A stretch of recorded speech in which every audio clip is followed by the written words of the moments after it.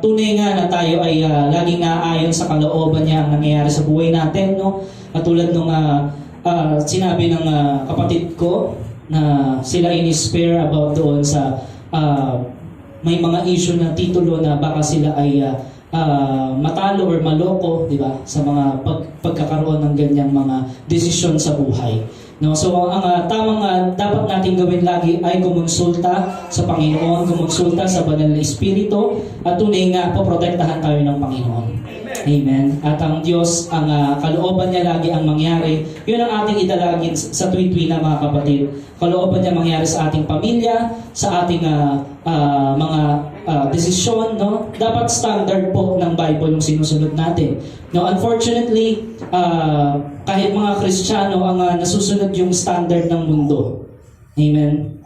Katulad sa pag-ibig, katulad sa mga bagay-bagay na pagmamahal, no?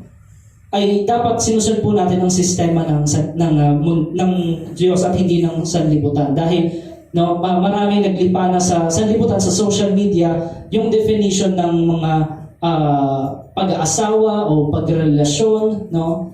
Pero dapat ang masunod natin ay ang sistema ng Biblia. Amen po. Standard of the Bible. Doon po tayo bilang tayo mga Kristiyano. Kaya napakahalagang ng devotion eh. Kasi kapag tayo ay babad sa salita ng Diyos, ay protektado tayo ng Panginoon. Alam natin kung ano yung ginagawa natin, kung nakakalugod ba sa Panginoon o hindi. Amen. And praise God. No, sa devotion pa lang, nabanggit kanina yung paulit-ulit na babanggit ni Sister Edna kanina, yung malulungkot ang Panginoon pag nasaktan mo siya, pag nagawa mo yung pita ng laman. Hindi naman kami nag-uusap, no, pero patungkol ito doon sa topic natin ngayon. Amen. Praise the Lord. One Spirit ho eh. Amen. So, ang title nito, Do Not Grieve the Holy Spirit. Amen. Are we ready, church? Palakpakan natin ng Diyos. Amen. So, do not grieve the Holy Spirit. Ano po bang ibig sabihin pag naririnig natin? Do not grieve or do not quench the Holy Spirit. No? Kasi alam natin, pinag-aralan natin, ang banal na Espiritu ay hindi siya force, no? Hindi siya basta-basta pwersa or anumang mga bagay na sinasabi ng ibang tao. Kung hindi siya ay talagang Diyos, siya ay Diyos, siya ay persona, no? Siya ay nasasaktan, no? So, siya ay nananahan sa atin, kaya kapag tayo ay nagkasala, mga kapatid, di ba? Parang ang bigat, no? When we sin against God, sino nakakaramdam nun? Amen?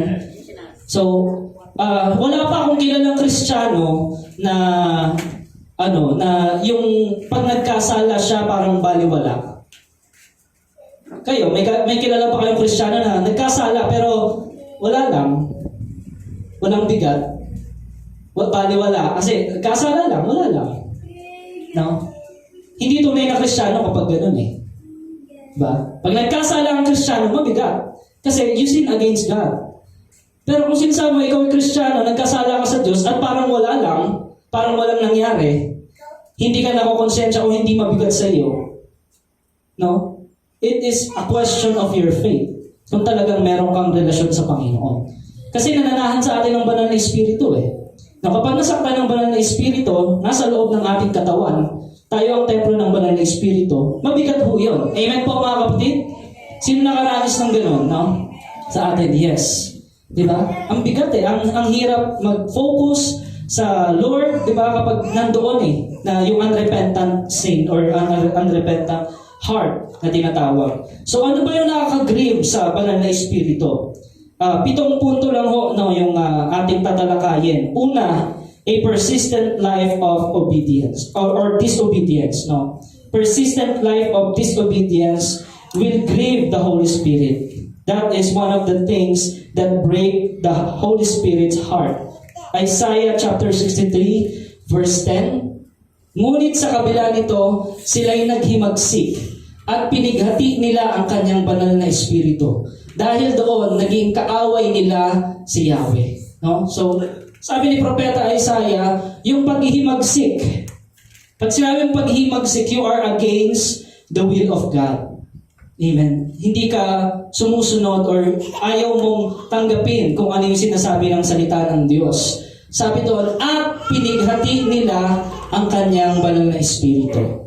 So, nasasaktan po ang banal na Espiritu kapag tayo ay naghihimagsik o o nagkakaroon ng rebellious spirit.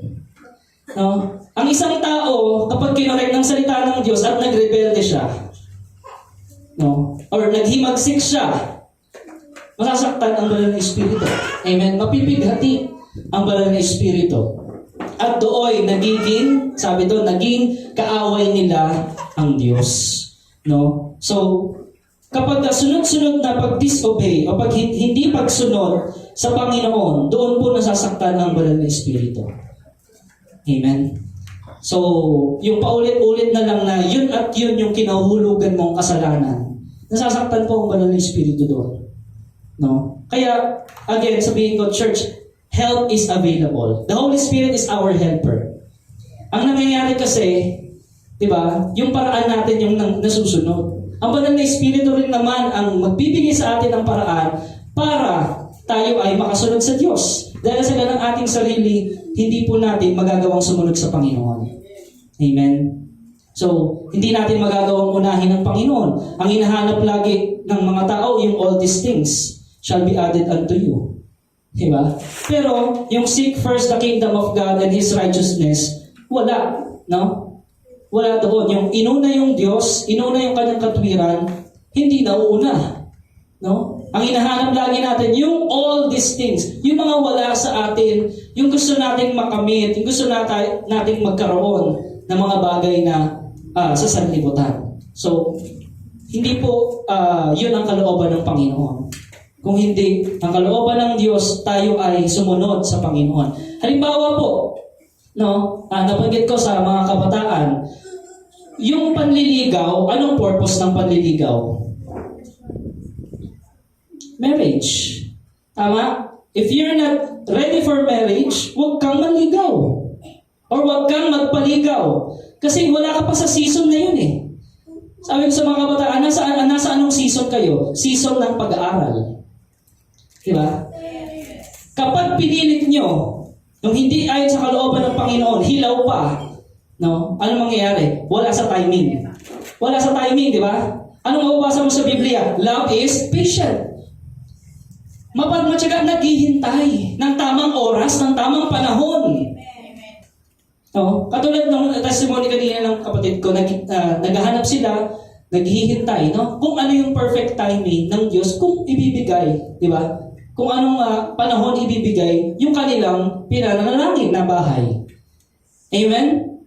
So, love is patient. Kung talagang mahal natin ang Diyos, sinasabi natin mahal natin ang Diyos, maghihintay tayo sa Kanya.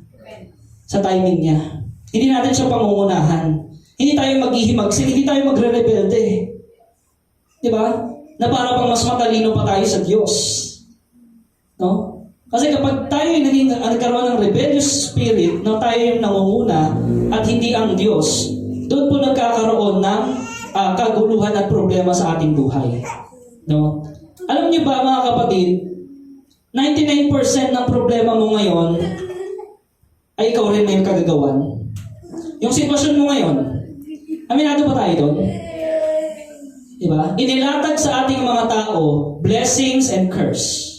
Ang Panginoon. Pag sinunod mo yung batas ng Diyos, yung prinsipyo ng Biblia, blessings. Pag sinuway mo yun, consequences. Diba?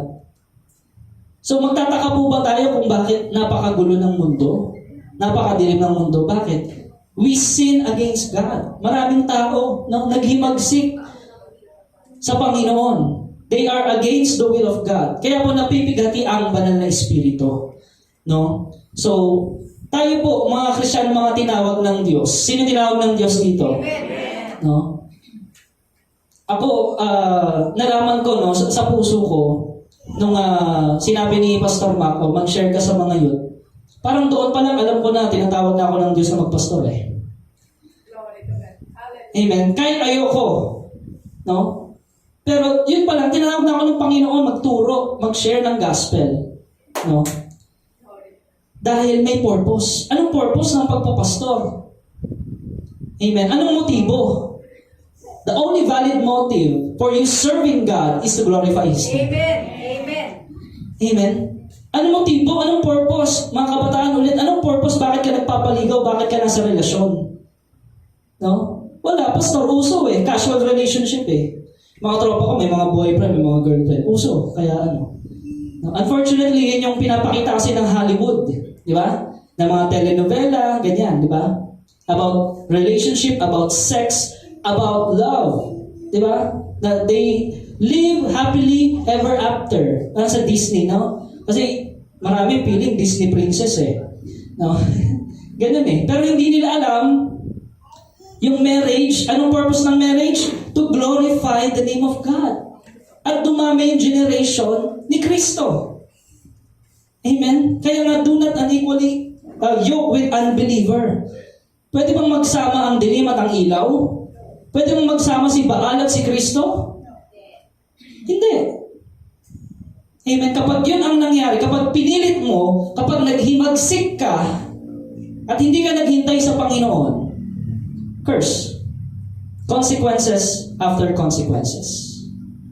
Ngayon, nare-realize ba natin na dahil sa hindi natin pagsunod sa Panginoon, ay kaya ganito ang mundo natin? Amen? Yes.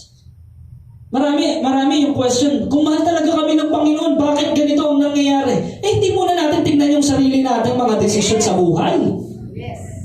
Katulad sinabi ni Sis Edna kanina, huwag tayong tatamad-tamad. Totoo yun. Tatamad-tamad ka sa pagsunod sa Diyos, sa paglilingkod, sa paghanap ng katwiran niya, sa paghanap ng kaharian niya. Tapos manghihingi ka ng all these things shall be added unto you. Hindi mo pa nga ginagawa, nilalakaran yung kondisyon na nais ng Diyos na dapat mong lakaran. Ang sabi ng Diyos kay Abraham, pumunta ka sa lugar na ituturo ko sa iyo. No? Ang ginawa ni Abraham, sumunod siya. May mapa pa siya kung saan papunta yun? Wala. Meron siya pananampalataya sa Diyos. Ngayon, kung sinasabi mong nananampalataya ka sa Panginoon, maghihintay ka ng timing ng Diyos. If it's time to walk, di ba? If it's time to stay, if it's time to be still, di ba? That's why you must know the seasons of your life. No? The seasons of your life. So sa mga estudyante, ang season nyo ngayon ay ano? Anong priority? Aral. Self-growth, self-worth. At syempre, priority, syempre, number 1, ang Panginoon, ang relasyon mo sa Diyos. Devotion over your emotion. Amen? At kapag ganoon, hindi ba ang prutas na talagang hinintay mo, na talagang mahinog ng tamang-tama? Sarap, di ba? Yes. Ganun yun. Makakamtan mo yung talagang tagumpay, yung sarap ng tagumpay mula sa Panginoon kapag naghintay ka sa Diyos. At hindi ka nagrebelde, hindi ka naghimagsik, at may pagbibighati lang ng banal na Espiritu. Nakuha po natin mga kapatid. So, ang pinaka number 1 na nakakapighati sa banal na Espiritu ay yung hindi natin pagsunod. Yung katigasan ng ulo natin. Sabi mo sa katabi mo, huwag tayong matigas ng ulo. Ayan, no? Kaya napakalaga ng devotion eh, ng prayer eh, ng fasting. Bakit? Self-discipline yun, spiritual discipline yun eh. Kasi mismong sarili natin, kalaban natin eh. Pastor, ang pogi niya, mukha siyang Korean. Yung napapanood ko sa Korean novela. Tapos may mayaman siya, may Mercedes-Benz siya. No, lahat, nasa kanya. Ang tanong, kilala niya ba ang Panginoong Jesus? May relasyon ba siya sa Panginoong Jesus? Kung wala din. Diba? Hindi iyon ang kalooban ng Panginoon. No? Napakarami namang poging Christian eh. Tama? Tingin kayo sa harap. Napakaraming poging Christian. Magaganda Kristiyano. Tingin nyo katabi nyo. Pogi, magaganda. Diba? Bakit pa tayo pipili nyo sa sanlibutan? Sa Israel pa lang, sinabi na, huwag kayong makipamatok. Huwag kayong dyan. Sa ibang lahi. No? Ibig sabihin, yung isa dapat ang Diyos nyo.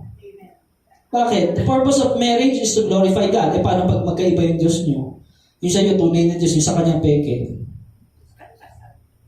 Di kagulo. Tama po ba? Yes. Naparito ang magnanakaw upang magnakaw, magwasak at pumatay. Pero sabi ng Panginoon, naparito ako upang bigyan ka ng buhay, buhay na masagana at kasiyasiya. At yun, ipinagkaloob ang banal na Espiritu. You have everything you need. You just need to seek Him. Consult to the Holy Spirit. Lord, time na ba?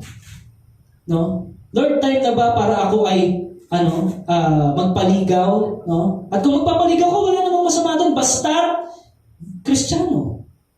At alam, nasa tamang panahon, nasa timing ng Diyos, no?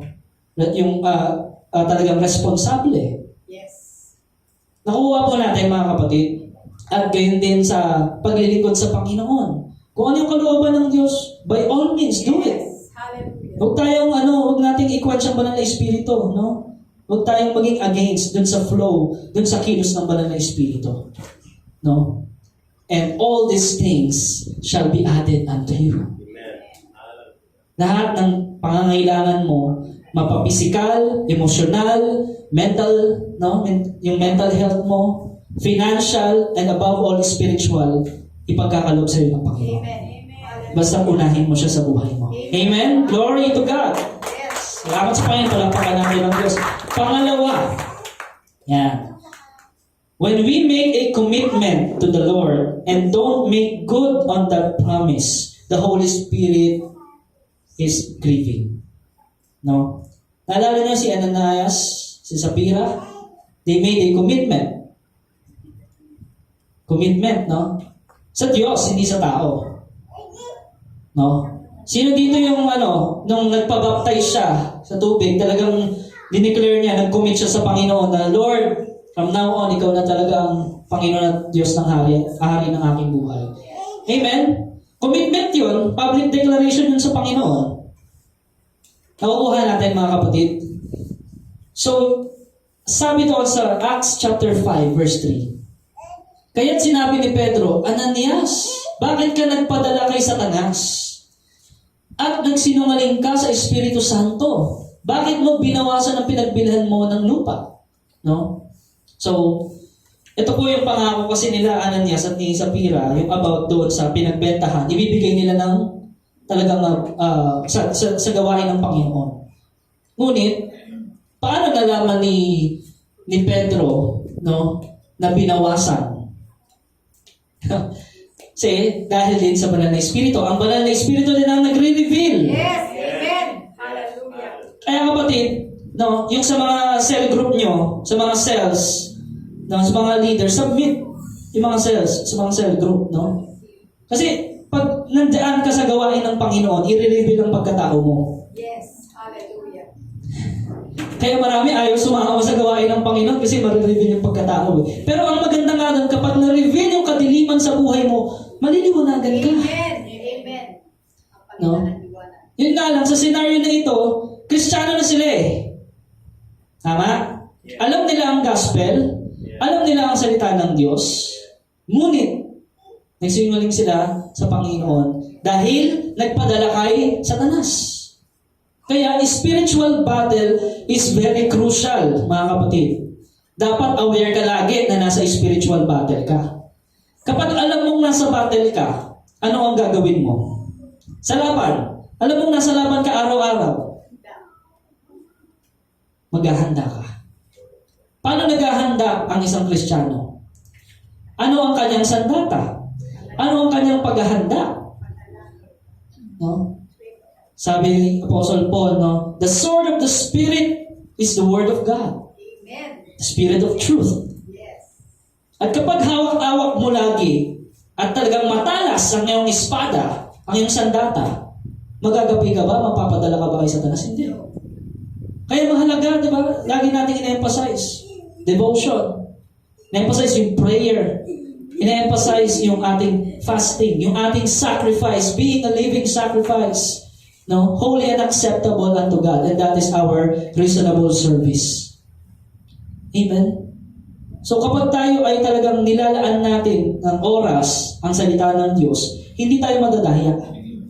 Hindi tayo papadala, hindi tayo basta-basta matutukso. No? Hindi porket tayo ay, di ba sinasabi, matagal na akong Kristiyano. Ako, pastor na ako, kayang-kaya ko yan. No. Si David nga, hari na eh. Yes. At binansagan pang after God's own heart. Eh nagpakampante. Hindi sumama sa gera. Namasyal-masyal doon sa templo.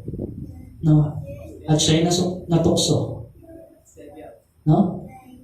At nag-give in siya doon sa tukso. Pinatulan niya yun. Nagpadala sa tukso. So, anong gagawin pag may tukso? No?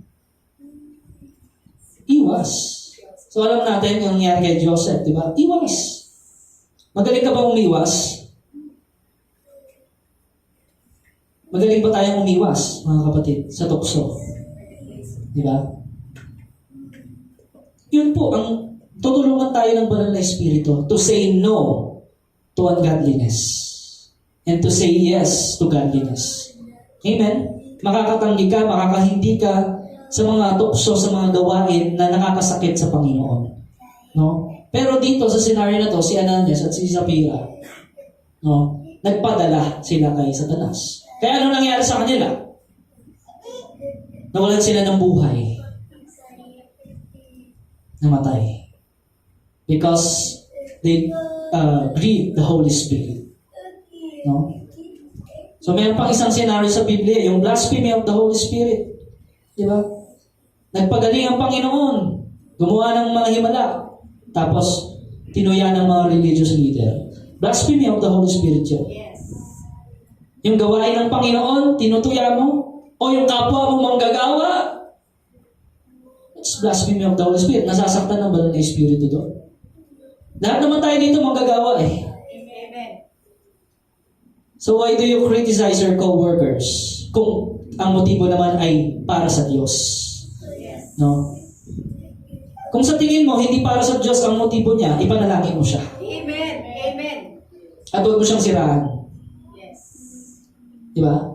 Kasi kung yung motibo niya ay pansarili, hindi yan tatagal. Hindi yan tatagal. Amen. Mawawala yun. Ang Holy Spirit ang magre-reveal Amen. na hindi talaga siya sa Diyos. Di ba? Pero kung talagang sa Diyos yan, mananatili yung gawain niya. Amen. Magtatagumpay. No? Kung ang DOCGM ay talagang sa Diyos at hindi sa tao, mananatili ito up to the coming of the Lord Jesus Christ. Amen? Hallelujah! Until kingdom come, mananatili ito. No? Kaya wala sa isip natin yung mawawasak to eh. Wala. Wala sa isip natin yun. Yes. Bakit? Kasi gawain, ang motibo natin dito, gawain ng Panginoon to eh. Amen. Amen. Amen? At ang banal na Espiritu ay sumasa atin. If God is with us, who can be against us? So why worry about finances? No? That's the signal. It's time to pray. When you are worried, when you have anxiety, that's a signal, that's a sign that you need to pray. Amen. Hallelujah. Amen? You need to talk to God. Amen? Huwag mong hayaan na maglinger o tumagal sa isip mo o sa puso mo yung worry na yan or anxiety na yan. Lahat tayo dumaranas dyan. Amen? Ang sabi ng Panginoon, you go to your Father. Go to the secret place of the Most High. Hallelujah. Amen? And those who dwell in the secret place of the Most High shall abide in the shadow of the Almighty. Amen? Ang Diyos ang poprotekta sa iyo. Ang Diyos ang gagawa ng kaparaan. Siya magbibigay sa iyo ng kaparaanan para magtagumpay ka. Dahil yun ay, ang motibo mo ay resulta para kalwalhatian niya. Nakuha po natin mga kapatid. So, commitment. Sabihin natin, commitment. Commitment. No? Commitment. Nakita natin yan sa buhay talaga ni Apostol Pablo. Amen. Iniwan niyang lahat eh. Diba? Sabi niya, I counted all as lost. Yung benepisyo niya sa Imperyo Romano, dahil isa siyang Pariseo at mayroon siyang mataas na posisyon, iniwan niyang lahat yun. Dahil, sabi niya, to gain Christ. No? I press toward the goal. Sabi niya Apostle Paul, to gain Christ. For me, to live is Christ, and to die is gain. Yun talaga ang pinaka-commitment. Hallelujah. Amen? Pero kung ang motibo mo ay hindi para sa kalwalhatian ng Panginoon, hindi ka tatagal. No? Mag-grieve ang banal na Espiritu, ikaw rin ang mabibigatan. No? Pero hindi ka, andun pa rin ang banal na Espiritu, nasaktan siya. Ano yung nawala? Yung fellowship. Yung relationship nandun pa rin. Kaya anong dapat mong gawin? Magsisi. Yes. Ang pagsisisi, kapatid, Hindi yung minsan ang nag-altar call dito ang pastor. No? Hindi yun ang pagsisisi. That's part of it. Pero ang tunay na pagsisisi ay, ibig sabihin sa Greek, pagbabago ng isip. Yung pinakakahulugan ng pagsisisi kung talaga nagsisisi ka, iba na iba ka na mag-isip. Renewing of the mind. Amen? Yun talaga yung pinakaugat. Ibig sabihin ng talagang nagsisisi ka. No? The world behind me, the cross before me. I have decided to follow Jesus. Yun ay commitment, mga kapatid, sa banal na Espiritu. No? No turning back. No turning back. That is our commitment to the Lord. Amen? Kaya kapatid, mag-ingat ka sa mga pinapangako mo sa Panginoon. No?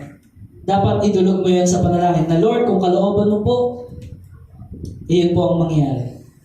No? Hindi po tayo basta-basta na matulad dito. Hindi tayo dapat matulad dito kila Ananias or Sapphira. Amen? So, make a commitment to the Lord and make sure you do your promise to God. Amen? Number 3, kapag nireject natin yung message ng Panginoon, lalo na yung messenger, no? Kahit sino pa yung magsalita sa harap, kung salita ng Diyos yung ibinabahagi, tanggapin ho natin. Kasi nakuquench ang banal na Espiritu, nag-grieve ang Holy Spirit kapag hindi natin tinatanggap ang salita niya. Acts chapter 7 verse 51. Napakatigas ng ulo nyo. Sino yan? Amen? Sa atin to di ba? Naka-address Tsaka doon sa mga lugar na iyon. Ang mga puso at tinga ninyo ay parang sa mga pagano. Kung ano ang ginawa ng inyong mga ninuno, iyon din ang ginagawa ninyo ngayon. Lagi ninyong nilalabanan ng Espiritu Santo.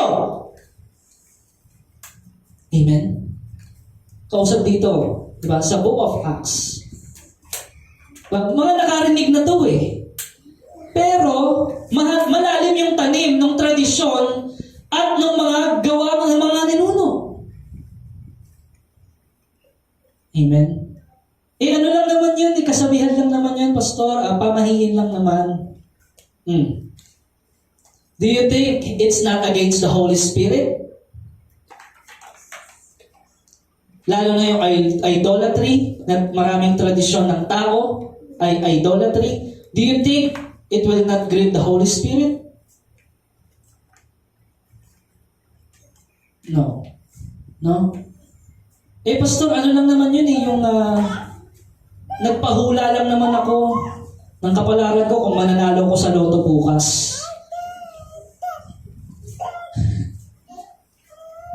No? Pampagano, ibig sabihin pang hindi mananampalataya. No? Kasi ano ba yung utak pagano? Kung ano yung maramdaman niya, yung maisip niya, yun yung gagawin niya. Wala siyang standard of righteousness. Wala siyang ng tama o mali. Basta kung ano yung nakagisnan, yun na yun. No? So, kaya sinasabi, napakatigas ng ulo niyo.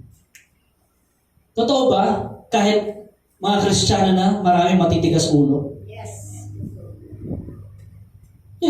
Andiyan na ang banal na Espiritu pero nilalabanan against the Holy Spirit. Kristiyano to, mga kausap Yes. Ang mga puso at tenga ninyo ay parang mga sapagano. Kung ano ang ginawa ng inyong mga ninuno, iyon din ang ginagawa ninyo ngayon. So magbalik tanaw tayo, ano ba yung ginawa in the history ng Pilipinas na ginagawa pa rin hanggang ngayon? Dahil nakagawa yan na Di ba? Hundreds of years na namin ginagawa ito Di ba? Pastor, hindi ka pa buhay, ginagawa na namin to. Tama naman po yun Pero, ang salita po ng Diyos ang nagsasabi, huwag nating labanan ang banal na Espiritu. No? Huwag nating sundin ang mga tradisyon ng tao, kundi ang sundin natin ay ang salita ng Diyos. No?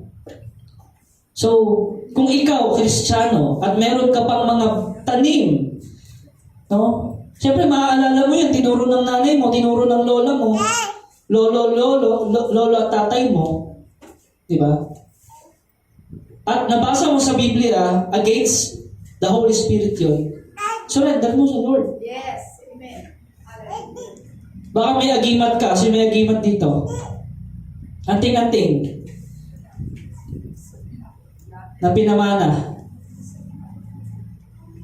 Pwede ngayon, isurrender natin sa Panginoon yan. Yes. Kasi pangpagano yan eh. It's against the Holy Spirit. No? Diba? So mga ganun eh. Mga tinuro. Oh. May orasyon. Sino may alam na orasyon dito? Against the Holy Spirit yan. No? Yung mga gawain na pangungonsulta sa mga espiritu ng mga patay. Sino nagpapatawas dito?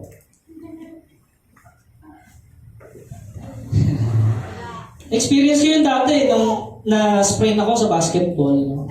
Sabi, hilot lang daw. Tapos biglang may kandila, tapos pinapapak doon sa ano. Ito bakit gano'n? Akala ko hilot lang. Batang-bata pa ako nun. No? So, yun pala yun. So, anong kinalaman nun? Pampagano.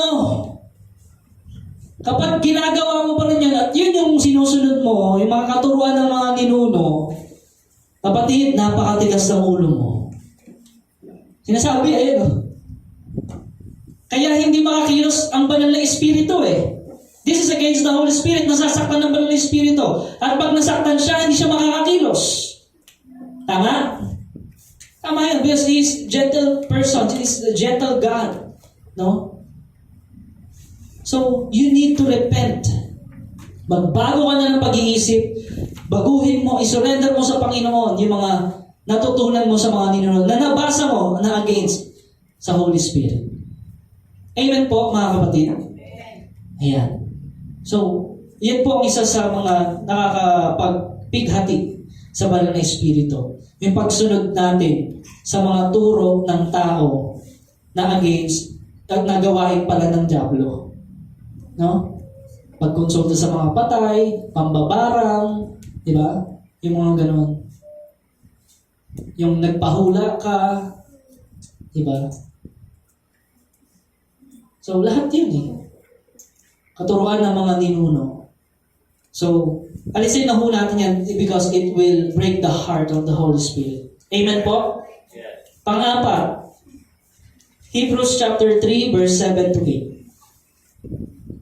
Kaya tulad ng sinabi ng Espiritu Santo, kapag ngayon ang tinig ng Diyos ay narinig ninyo, ngayon, huwag patigasin ang inyong mga puso. Tulad noong maghimagsik ang inyong mga ninuno doon sa ilang nang subukin nila ako. Amen. Ngayon, narinig natin ang Word of God. No? Huwag nating pagmagtigasin ang ating mga puso. No? When we heard the voice of the Lord today, no, submit ka. Pasakop ka sa kung anong sinasabi ng Panginoon. Dahil kapag nagmatigas ka, ano mangyayari? It will grieve the Holy Spirit, sasaktan mo ang puso ng Panginoon, at anong kasunod nun? Siyempre, hindi makakilos ang Diyos sa iyo. Sino kikilos sa iyo? Dalawang espiritu lang naman kumikilos sa mundo eh. Banal na espiritu at yung masamang espiritu. Amen po? So, kapag hindi makakilos ang banal na espiritu sa puso mo, sa buhay mo, dahil sa pagmamatigas mo, no, open na open ka sa atake ng kalaban. No? Kaya sabi ng Espiritu Santo, sa verse 7, linaw, kaya tulad ng sinabi ng Espiritu Santo. Sino nagsabi? Espiritu Santo. Ang mismong nagsasabi, kapag ngayon ang tinig ng Diyos ay narinig nyo, huwag patigasin ang inyong mga puso. Tulad noong maghimagsik ang inyong mga ninuno doon sa ilang nang subukin nila ako. Kasi sumpa eh. Magkakaroon talaga ng sakit na walang lunas, yung mga ganoong mga bagay. Amen. Naalala nyo sa Old Testament? No? Gumaling lang sila nung inutusan si Moses gumawa ng tansong ahas. Dahil sila ay na-poison ng venom ng ahas. Bakit dumating yung salot sa bayang Israel? Dun sa ilang. Sa hindi nila pagsunod, sa matigas ang kanilang ulo. At lagi pa silang reklamo at lagi pa silang nagsisisihan. At ang sinusunod nila ay yung mga ninuno, mga tinuro ng mga kagisnan nila sa Ehipto. Amen? So, hindi ho dapat natin pagmatigasin ang ating puso. Yan po ang sinasabi ng banal na Espiritu. When we harden our hearts during hard times, the heart of the Holy Spirit is grieving. Amen. Number 5. Ayan. Ephesians chapter 4, verse 30. When we intentionally hurt others. Ayan. At huwag ninyong saktan ang kalooban ng Espiritu Santo, sapagkat siya ang tatak ng Diyos sa inyo, ang katibayan na kayo'y tutubusin pagdating ng takdang araw. No? So, kapag tayo ay may intensyon, manakit sa kapwa-tao natin, at sinasabi mo, ikaw ay Kristiyano, no? Nasasaktan po ang banal na Espiritu. So, paano ba nakakasakit tayo sa ibang tao? Physically lang ba? Hindi. Pwedeng emotional, di ba? Verbally, nasaktan mo siya. No? Ina-abuse mo siya. Di ba? Nagte-threat ka sa kanya, bina-blackmail mo. Di ba? That's a threat eh. So, hindi pang Kristiyanong gawain yun. Amen. At nagigrid doon ng banal na Espiritu. When we intentionally hurt other people. Ano yung second greatest commandment? Love your neighbor as you love yourself. Magagawa po ba natin yun kung wala ang banal na Espiritu? Hindi. Yan pa nga lang, hirap na eh. Paano pa yung love your enemies? Love your enemies. Diba? Pakainin mo, painumin mo. No? Sabi pa ng Panginoon, pag sinampal ka sa kanan, iharap mo pa yung kaliwa.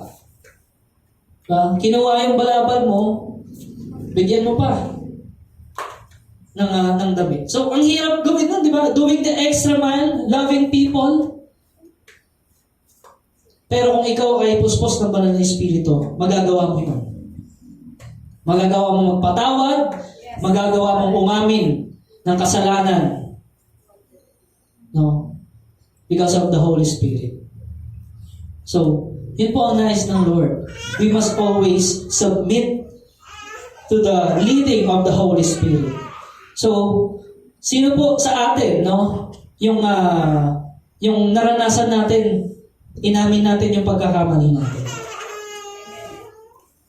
Amen.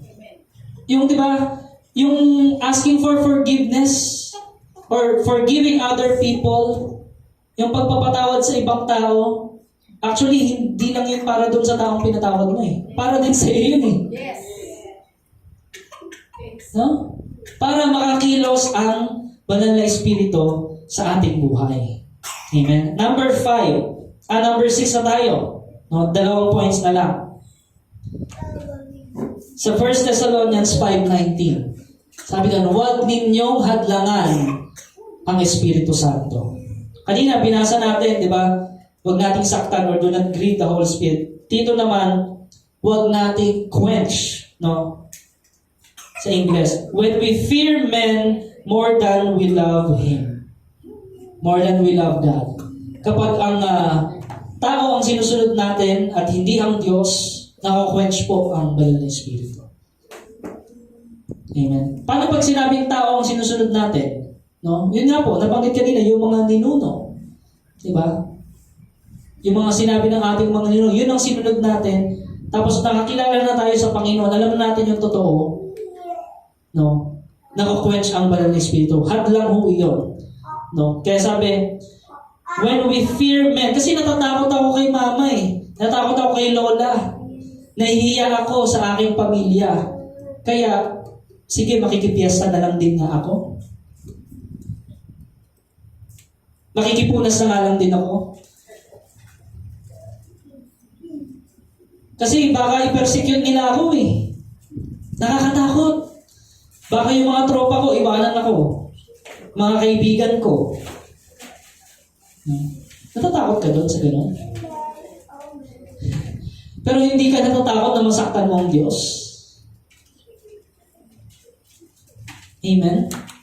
So, yun po ang sinasabing nakukuha siyang banal na espiritu na sinusunod mo yung mga tradisyon pero ang Diyos hindi. Dahil natatakot ka na baka ikaw ay ma-persecute. Sino natatakot ma-persecute dito? Because of the Word of God. Because of the truth. Maging pamilya mo, i-persecute ka? Hindi ka natatakot? Amen. Bakit? Sabi ni Apostle Pedro, gugustuhin namin sumunod sa Diyos kaysa sa tao. Sabi niya doon, sa mataas yung posisyon doon sa Roma. No? Yes. Kahit patayin pa sila, sabi ni Apostle Pedro. Kasi buspos sila ng banal na espiritu eh. Amen. We'd rather obey God than men. Amen. Sabi ni Apostle Paul. Hallelujah. Halimbawa, talagang napasukan na yung gobyerno natin ng masasamang espiritu. Halimbawa, ano? At yung mga pinapatupad na batas talagang against the Holy Spirit.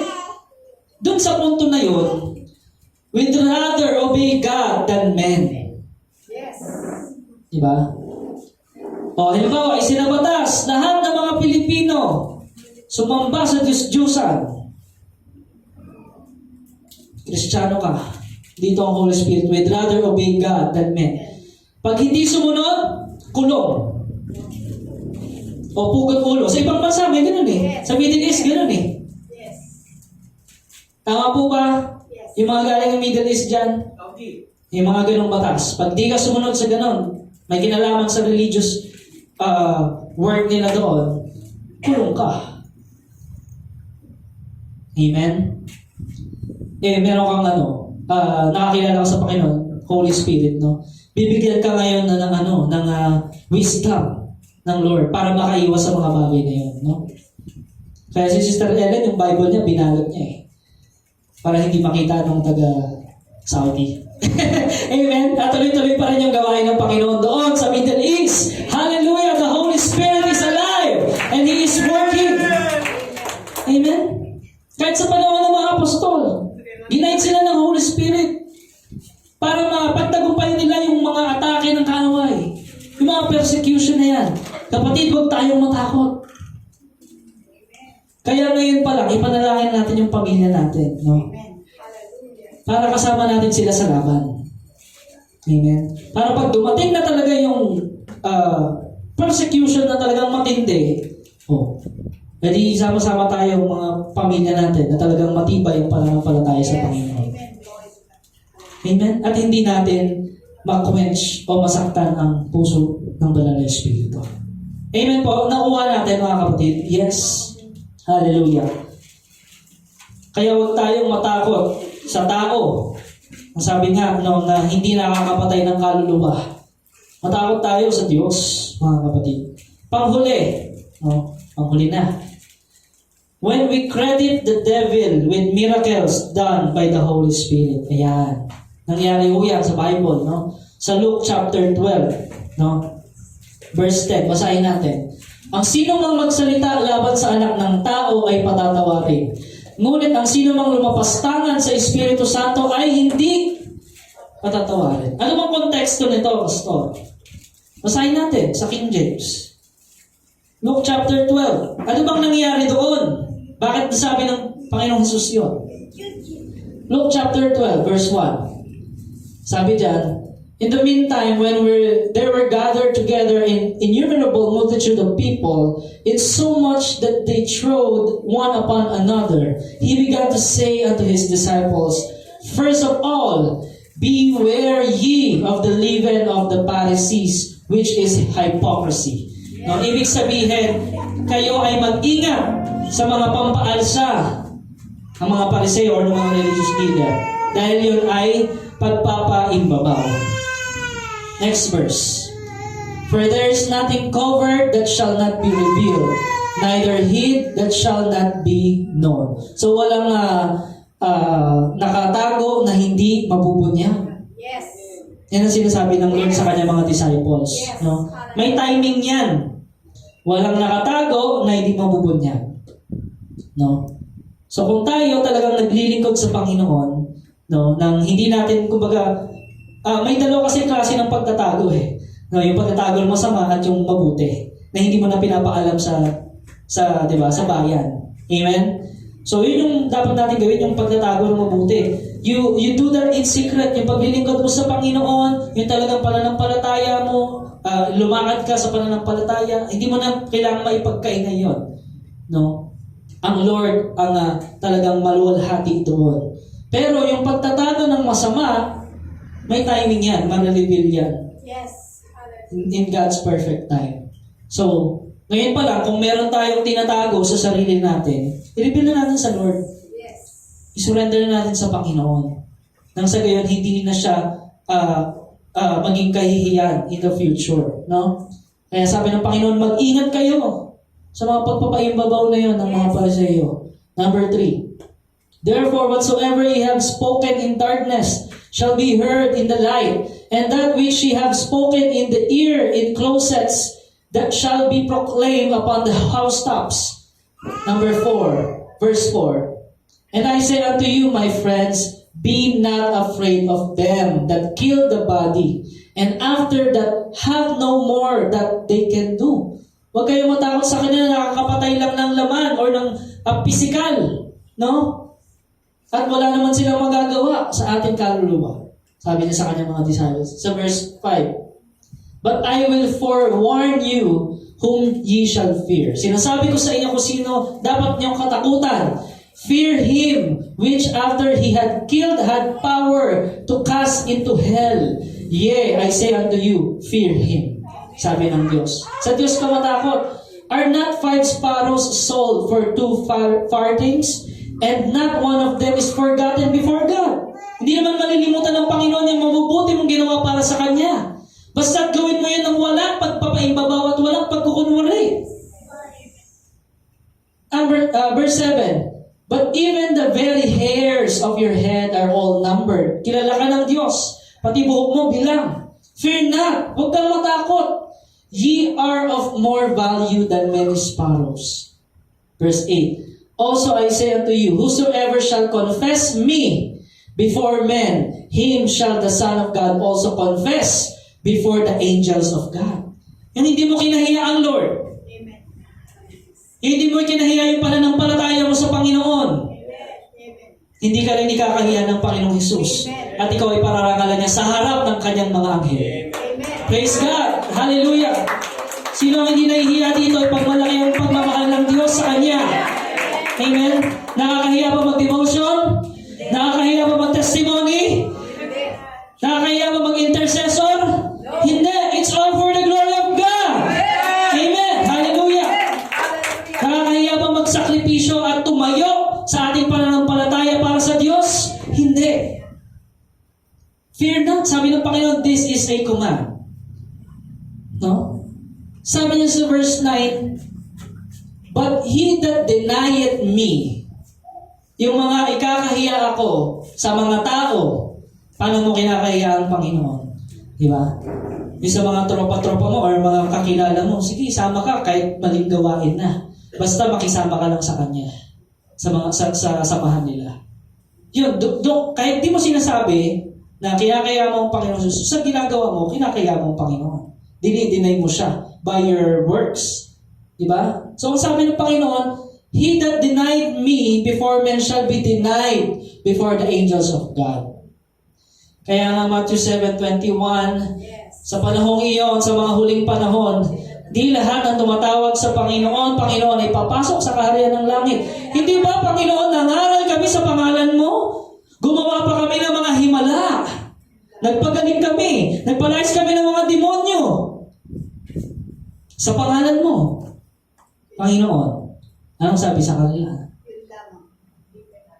Lumayo kayo sa akin, mapagbagawa ng masama, hindi ko kayo nakikilala. Ibig sabihin, wala talaga silang relasyon sa Panginoon.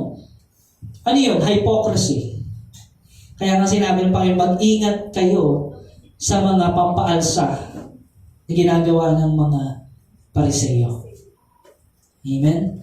Marami silang alam sa salita ng Diyos, marami silang alam sa batas, pero yung lifestyle nila, yung buhay nila, hindi nakikita yung pagbabago. Sa buhay ba natin, ikaw mismo makakaalam yan sa sarili mo. Is there transformation? Is there transformation sa sarili mo, sa karakter mo, sa pag-iisip mo? Nagkaroon ba talaga ng pagbabago? No? Nung tinanggap mo ang Panginoong Jesucristo? Kung talagang tinanggap mo at isinabuhay mo ang salita niya, yes, there will be transformation. Amen. Gradually, from glory to glory. Amen. Amen.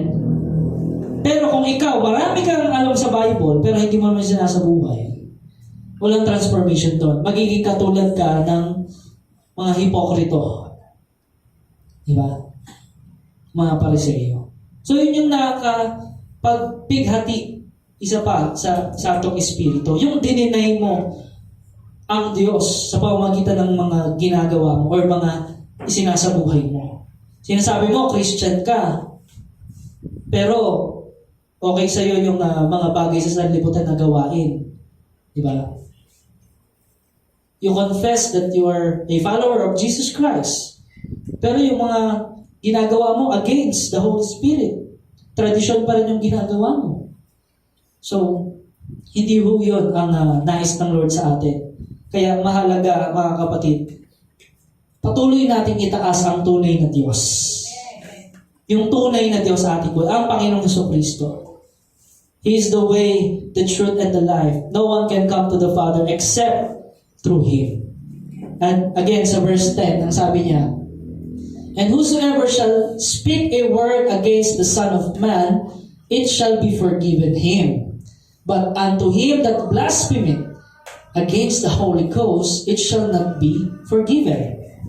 So yun po, ang nakakapag-blaspheme sa Holy Spirit, katulad ng mga Pariseo na tinutya nila yung gawain na ginawa ng Panginoon.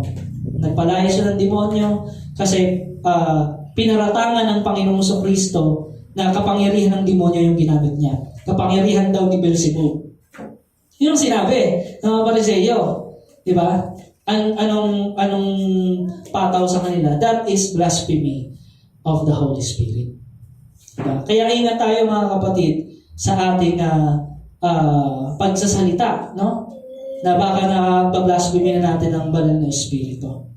Amen po? So, kung sabi nga, kung yan ay sa Panginoon, by all means, do it. Diba? Again, kung hindi ang motibo niya ay para sa Panginoon, hindi naman yun tatagal. Bagkus ipanalangin mo pa nga siya. Yes. Amen po, mga kapatid. So, ganun po ang nais ng Holy Spirit. Malaya siyang kumilos sa atin. Amen. At kapag malayang makakilos ang banal na Espiritu, you will experience revival. You will experience restoration in your family, within yourself, di ba? You will experience talaga yung buhay na masagana ka siya-siya. Maginhawa kahit may mga kabi-kabilang problema, may kapayapaan. Amen. Kahit kabi-kabila ang mga persecution, meron kang kagalakan. Yes. Hallelujah. Amen? Bakit? It's only in the presence of God. Amen. And He is the Holy Spirit. Amen? Glory to God. Palakpakan ng Diyos sa buhay. Hallelujah! Tayo pong lahat ay tumayo, mga kapatid. At tayo manalangin. Hallelujah. And right now is the perfect time, mga kapatid. Kung doon sa mga nabanggit sa ating tinalakay, ay meron pa tayong nasa puso doon na, oo nga no, hindi ko pa ito na ihingi ng tawad sa Lord. This is the perfect time. No? Oo nga no, meron akong rebellious spirit sa part na yon na hindi ako nakikinig sa Holy Spirit. This is the perfect time to ask for forgiveness sa Panginoon. Amen? At andyan ang Panginoon, handa siyang magpatawad sa lahat ng talagang sincere na lumalapit sa Kanya. Hallelujah. We give you praise, Lord. We give you honor. We give you glory, Panginoon. Lord, sa oras na ito, Ama, nagpapasalamat po kami sa umagang ito na tunay nga, you make us aware of your heart, Panginoon, na kung ano ang iyong kalooban. Na tunay nga, Lord God, nasasaktan ka sa tuwing kami, Lord God, nagkakaroon ng rebellious heart rebellious spirit, Panginoon. Tunay nga, Lord God, ang hindi namin pagsunod sa iyong salita, yun ay nakakapagbighati sa banal na espiritu.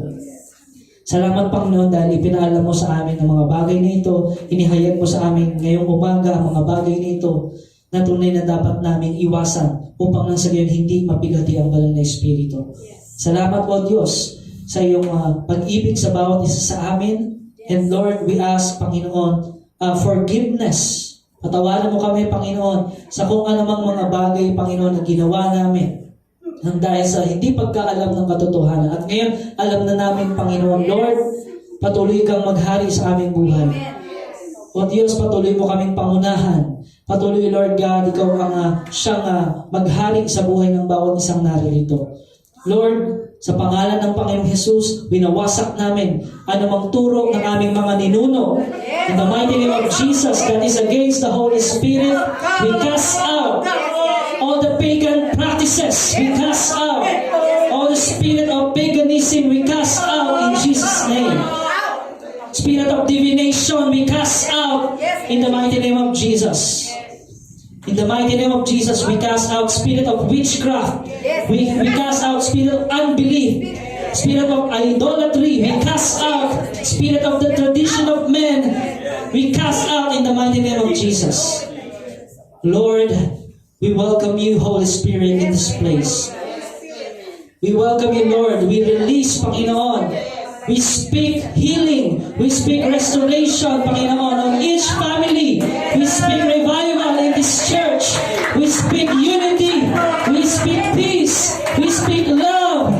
In the love of God, in the perfect love of God. And Holy Spirit, have your way sa puso ng bawat isa sa amin, Lord God. Lord, teach us on how to wait on you. Wait upon the Lord. To wait upon you, Lord God. In your perfect timing, Panginoon, Lord, remind us to walk by faith and not by sight. Salamat po, O Diyos, sa iyong pagmamahal sa amin, Lord God. And continue, Lord, to entrust everything into your mighty hands, Panginoon, sa aming buhay, Lord God. Truly, Lord God, ikaw nga po ang may-ari ng aming buhay. We surrender all to you, Lord God. And Lord, salamat, Panginoon, that we receive, Panginoon, right now, this morning, at church, receive the Word of God. Receive the Holy Spirit in your life. Receive the empowerment, the encouragement of the Holy Spirit in your life. Be courageous. Stand firm in faith. The Lord is our strong tower. He is our Redeemer. He is our portion. He is our present help in times of need. He is the advocate. He is the counselor. He is the everlasting Father. Hallelujah. We give you all praise, Lord God. Salamat po, O Diyos. Ikaw ang tunay na kailangan namin, Lord. Thank you for delivering us from all evil. Delivering us, nakalaya kami, Panginoon, from all the snare trap of the devil in Jesus' name, Panginoon. Maraming salamat at kami ngayon ay malayang ihayag ka, O Diyos. Malayang ipagmalaki ang pag-ibig mo. Malayang ipagmalaki ang pagkatubos mo sa amin. Malaya kaming magsalita, Panginoon, ng mga kagila-gilalas na gawa mo sa aming buhay. Malaya kaming mag-testimony. Malaya kaming magpatotoo. Malaya kami sa aming mga pamilya na amin silang pagpalain, Panginoon, dahil sa pagpapala mo. Salamat, Lord. Salamat, Lord God. Thank you, Jesus. Thank you, Holy Spirit.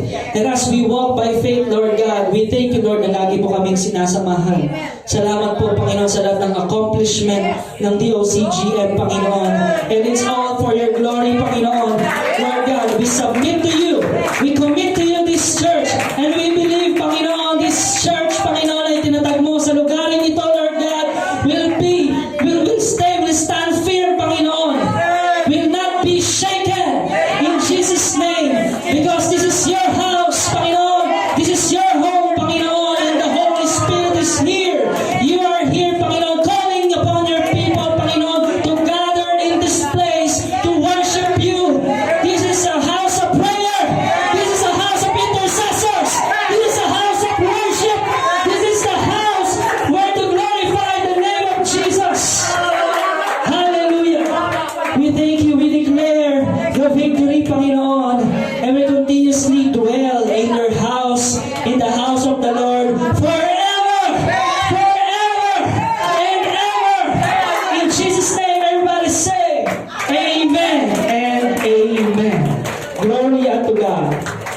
Thank you, Lord.